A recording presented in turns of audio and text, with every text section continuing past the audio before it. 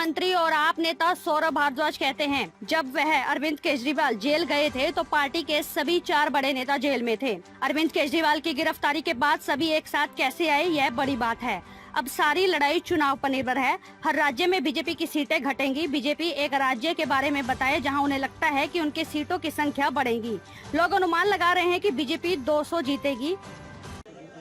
देखिए, मुख्यमंत्री जी ने ये कहा कि जब मैं जेल गया उस समय सत्येंद्र जैन जेल में थे, मनीष सिसोदिया जेल में थे, संजय सिंह जेल में थे और उनके जाने के बाद तो चारों पार्टी के बड़े नेता जेल में थे।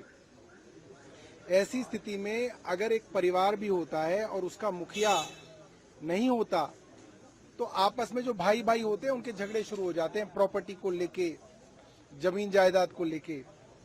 और ये माना जा रहा था कि आम आदमी पार्टी के अंदर भी लड़ाई झगड़े शुरू होंगे, पार्टी टूट जाएगी, सरकारें गिर जाएंगी। मगर इसके विपरीत अरविंद केजरीवाल जी के जाने के बाद जिस तरीके के सब लोग एक साथ आए और उन्होंने पूरे देश के अंदर एक नैरेटिव बदला। अरविंद केजरीवाल जी की गिरफ्तारी के बाद देश के चुनावों तक का नैरेटिव बदल गया। ये अपने आप में एक बहुत बड़ी बात है। और अरविंद जी ने ये भी कहा कि मैं ये बात समझता हूँ, मेरे को खबरें आ रही थी कि कई विधायकों के ऊपर कई तरीके के दबाव बनाए जा रहे थे, मगर उसके बावजूद सारे के सारे विधायक साथ रहे। इसके लिए अरविंद जी ने सभी विधायकों को धन्यवाद किया। कई लोगों ने काफी भावुकता वाली बातें भी कही और मुख्यमंत्री जी को कई चीजों के लिए धन्यवाद किया। सुनते सुनते कई विधायक भी इसकी बात से भावुक हुए। ये चुनाव को लेकर भी किसी रणनीति के बाद ही आगे कैंपेन कैसे करना है? देखिए, चुनाव को लेकर तो ये कहा गया कि अब जो सारी की सारी लड़ाई है वो चुनाव पे आधारित है। आपके साथ जो भी हुआ उस सब का जवाब आपको वोट से देना है और हर विधायक को लग जाना है कि किसी तरीके से भी सारी सीटें दिल्ली की जितानी है। एक दूसरा मुद्दा है सर, कल जो सीएम ने प्रधानमंत्री को उम्र को लेकर जो बात की थी कि 75 साल की इस तरह की सीमा उन्होंने तय कर रखी है, उस पे रिप्लाई आया गृह मंत्री अमित शाह का। उन्होंने कहा कि ऐसा बीजेपी के कानून में, बीजेपी के संविधान में ऐसी कोई बात नहीं लिखी गई है और देश भर के लोग चाहते हैं कि नरेंद्र मोदी प्रधानमंत्री बने रहे। अब देखिए, इस विषय में तो मुख्यमंत्री जी आज क्या कहते हैं प्रेस कॉन्फ्रेंस करेंगे, तो आप उनसे सवाल पूछ सकते हैं।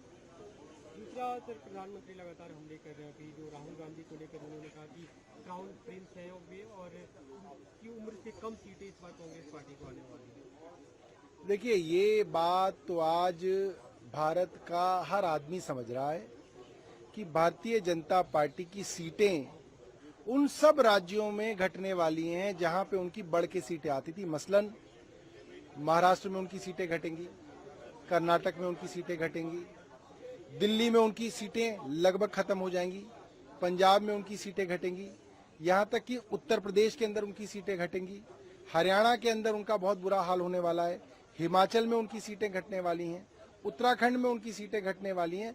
कुल मिला के जितने भी स्टेट्स में उन्होंने लगभग 100% या 90% का प्रदर्शन किया था, उन सब राज्यों में सीटें घट रही हैं।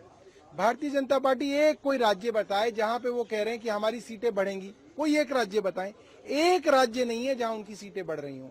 लिहाजा उनका जो सीटों का आकलन लोग कर रहे हैं वो लगभग 200 से 220 के बीच में कर रहे हैं।